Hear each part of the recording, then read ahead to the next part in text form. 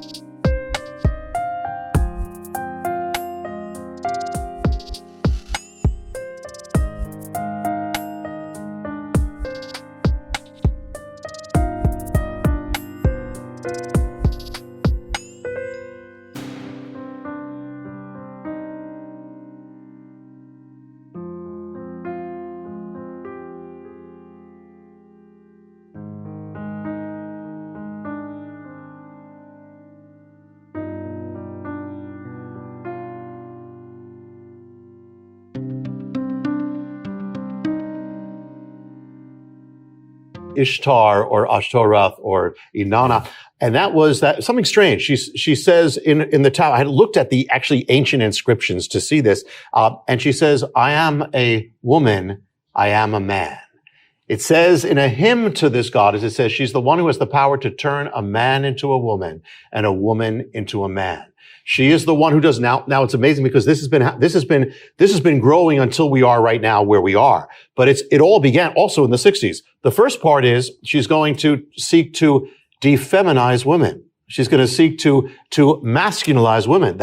And that's the spirit in the culture. I mean, in every way, you don't need a man. You compete with a man. That's what she did. She was a goddess with actually masculine qualities to her, a fighter. She would compete with that. So you see, and which also tears apart marriage. So all this is all together.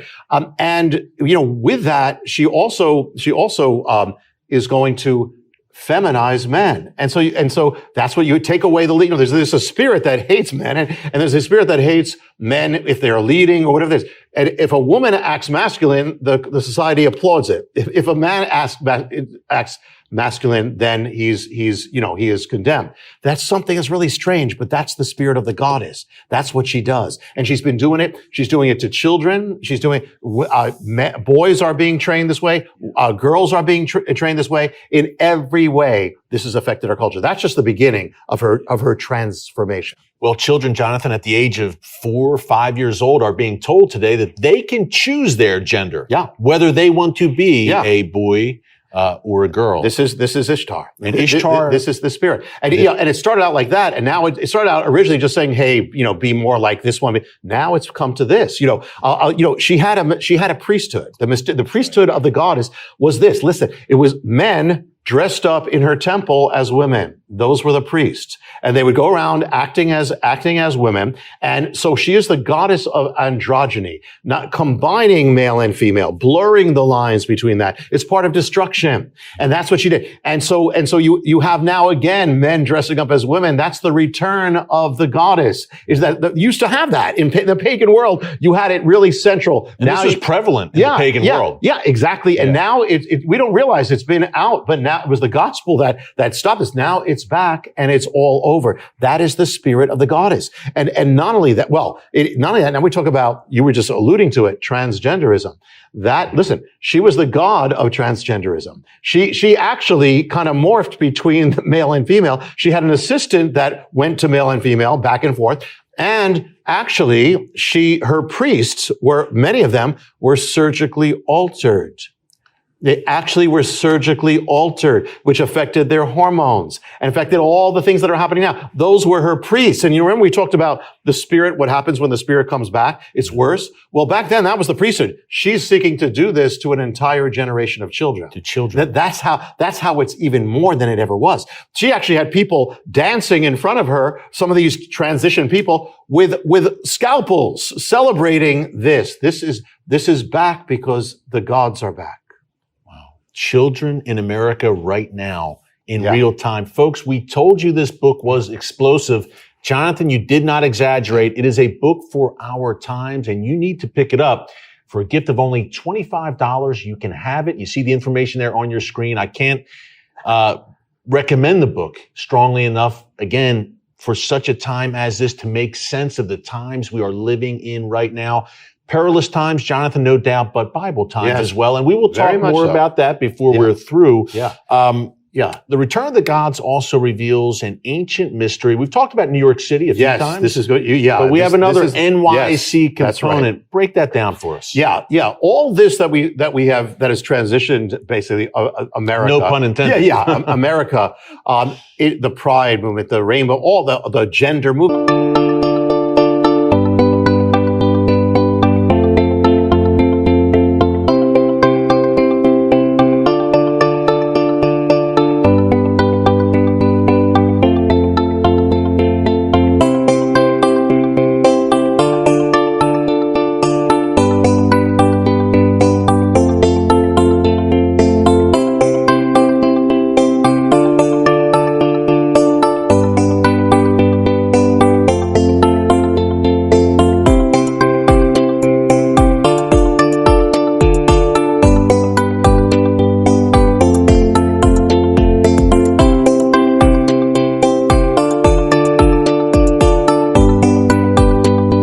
All began in New York City, and there was an event. Event happened right nearby where we are, and it was basically there was a police raided a bar that was of same sexuality, and there was a revolt, a riot. They called it Stonewall. Every parade you see goes back to that as a celebration of that. But what is amazing is that when you look at that night, all the signs of the goddess were there of her return, was in that night. And there's so much that I can only just touch on some. And this was 1969. This is 1969, the summer of 69. There's so much here. I'll give you an example. The ancient texts say that the goddess, where she kind of rules, is in the Eshdam. Eshdam was the bar or the tavern. Stonewall is an Eshdam. It's a bar. It's a tavern. That's where she was. And that's where she reigned. One of the signs when she comes into battle, when the goddess comes into battle, she rides lions in her mythology. In pictures, lions. And she puts her head on the lion. She puts her foot on the lion's head saying, I am so powerful. I'm on the lion's head. The lion's head, the first thing you would see would be the lion's head. Well, before this happened, this war, it was basically a culture war. It was going to happen with the goddess. The first thing that appeared on that street was a place called the Lion's Head, right next to Stonewall. Then Stonewall came. And there's something called, we speak about in the ancient times that there were like priests or priestesses who would be filled by these spirits, they'd be avatars in a sense. Well, there actually was someone, there's a person who triggered everything that night, and it was a woman, and it's a mystery woman, and she actually triggered the whole revolt. And that woman embodied the goddess Ishtar. All the characteristics of that. Ishtar was called the storm. It says, you are the loud, thundering storm. You are the storm. The woman's name was Storm, or Storme. And wow. I'm just scratching the surface. There's something called the dance of the goddess, that when she's at war, she dances. There's a dance. In the middle of that riot, a dance breaks out. And they actually, the men who are dancing as women are actually chanting words that go back to the tablets of Ishtar on that very night. And by the way, they were attacking police during these riots. They were trying to set the bar on fire with the police in there. Another theme we see, unfortunately, in modern America, police being targeted. Take us back to ancient times, to biblical times.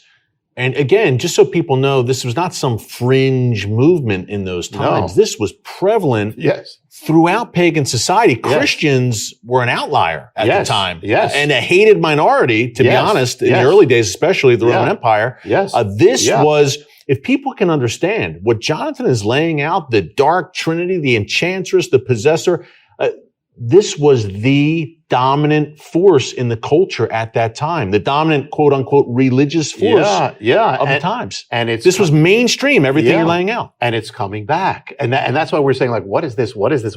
All the things that were there are coming back. And even this, I even mentioned the night of when this all began, when all the Stonewall, when all this began, was the exact, was even the timing was according to the ancient Babylonian calendar. It happened on the weekend of the full moon, happened by the summer solstice, happened in the days of the goddess. Without even going into detail, it all happened. Actually, the date of this was actually sealed on a day that, according to the ancient Babylonian calendar, says that day is appointed to cast a spell to cause a man to love a man. That's when it was all sealed. And so it's all, I mean, it is, I mean, beyond anything that anybody could have made up. And it's not that these people knew what they were doing. We got to pray for everyone, and we're all in the same boat. But they didn't know what they were doing, but this was the return. This is all like clockwork, the way this is happening. Jonathan, this is your 7th book. They've all been runaway bestsellers. You specialize, and your anointing is in, I would say, unlocking ancient mysteries and making them relevant, showing the parallels to today. Yeah. I believe this is the author of The Harbinger, folks, and The Harbinger 2, and The Paradigm, The Oracle, many more. I believe this is indeed your most explosive book.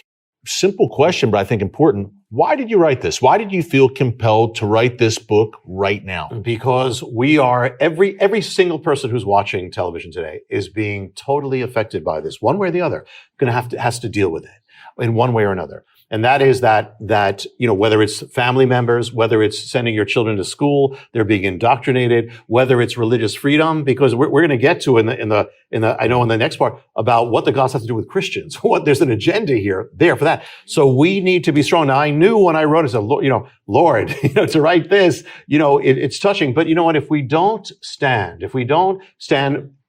for truth and in love, but if we don't do it, this freedom we have is going to be encroached and encroached. The gods only have one agenda, and just like back then, you hit it on the head. The Christians were outliers. They were, on the fringes. Well, that's exactly what's happening right now.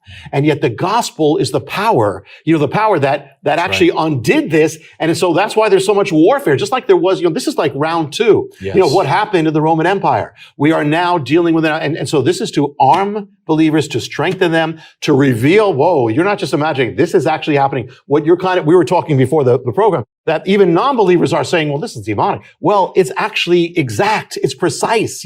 We're going to see, I think in the next segment, how even the decisions of the Supreme Court happened exactly according to the goddess's calendar. And we had a big one recently, obviously, with Roe v. Wade. That was a good one. Yeah. It gave hope. And even, I'll just throw one last thing in there. Even, we talked about, all these things came back to this thing they called Stonewall, and it celebrated the Stonewall. Well, in the ancient writings of the goddess, it says, calls the god, you are the stone that breaks the stone wall. And that night they were trying to break the stone wall. So this is exact. It's real. These are real because God is real. And we are in this battle. And it says we don't war against people. We war against principalities. But God wants you to be victorious. We are not on the defense. No. We are to be on the offense. And